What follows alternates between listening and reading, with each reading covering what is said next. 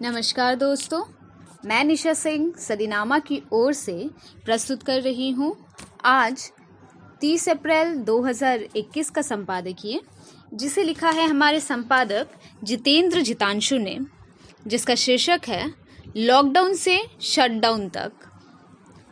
Corona की दूसरी लहर ने हर तरफ कोहराम मचा दिया है, पर इस बार सरकार की ओर से लॉकडाउन को आखिरी विकल्प रखा गया है। ऐसे में बंगाल में कल से शटडाउन के ऑर्डर्स तो आ गए, पर इससे इस बीमारी में कितना नियंत्रण हो पाएगा ये तो समय ही बताएगा। बहरहाल शुरू करते हैं आज का संपादकीय, जिसका शीर्षक है लॉकडाउन से शटडाउन तक।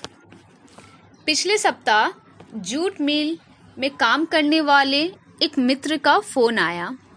उन्होंने कहा, आपने जो काम दिया है अब मैं वो नहीं कर पाऊंगा क्योंकि मेरे मिल का शटडाउन हो गया है। अब मैं बगांव चला जाऊंगा, मिल खुलेगा तब आऊंगा। पिछले साल भारत सरकार ने लॉकडाउन लगाया और चरणबद्ध तरीके से हटाया। सब कुछ सामान्य होते होते अचानक स्थिति बिगड़ने लगी। लोग उम्मीद करने लगे कि जल्दी ही लॉकडाउन फिर लगेगा। देश में मरने वालों का आंकड़ा 1, 2, 3 और 4 अंकों तक पहुंच गया है और लॉकडाउन का दूर दूर तक पता नहीं है। अब केंद्र सरकार कहती है कि अब वो लॉकडाउन नहीं लगाएगी और राज्य सरकार को जिम्मेदारी सौंपी गई कि वे अपने राज्य के सबसे संक्रमित इलाकों को पहचानने और इस महामारी को काबू में लाने के कुछ कड़े नियम बनाए। पूरे देश की राज्य सरकारों में सबसे बेहतरीन काम ओडिशा राज्य ने किया। देश में लॉकडाउन से पहले भी कोविड की तैयारी शुरू की। राज्य के मुख्यमंत्री नवीन पटनायक ने कड़े फैसले लिए, मजबूती के साथ फैसले लागू किए। अकेले कोरोना नियमों का उल्लंघन करने पर 27 लाख रुपए का जुर्माना वसूला। इसके अलावा इसने अपने पड़ोसी राज्यों की सीमाएं सील कर दी। दूसरी लहर के आते ही कठोर फैसले फिर और समय से पहले लिए, जिससे दूसरी लहर को काबू पाने में मदद हुई। 1 अप्रैल से 30 अप्रैल तक के गाइडलाइंस पहले ही दे दिए गए। पूरे देश में स्थितियों को देखते हुए फिर से निर्देश जारी किए, जिसमें प्रमुख था अस्पतालों में पत्रकारों प्रतिबंधित कर दिया जाना।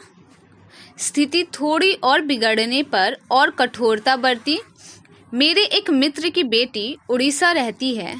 उन्होंने उड़ीसा जाने की योजना बनाई, लेकिन जा नहीं पाए और स्टेशन से वापस लौट गए क्योंकि उड़ीसा में बेहद कड़ाई थी। इस रोग के नए संक्रमण ने स्थिति बिगाड़ दी है। इसका असर दैनिक जीवन पर और पड़ेगा। बंगाल में कल ही चुनाव समाप्त हुई है, जो शुरू हुए थे कोरोना के हल्के प्रकोप से, और आखिरी चरण आते आते जनता को लॉकडाउन की कमी महसूस होने लगी है।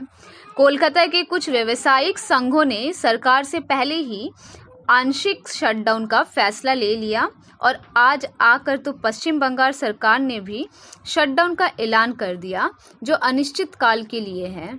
स्थिति बदलने पर और नई सरकार बनने पर और कठोर फैसले लेने की उम्मीद है। क्या पता आने वाले दिनों में यह शटडाउन लॉकडाउन में परिवर्तित करना पड़े। आमीन। तो दोस्तों, ये था आज का संपादक जितेंद्र जितांशु द्वारा लिखा संपादकीय। कल एक और विषय के साथ हम वापस लौटेंगे। तब तक के लिए नमस्कार।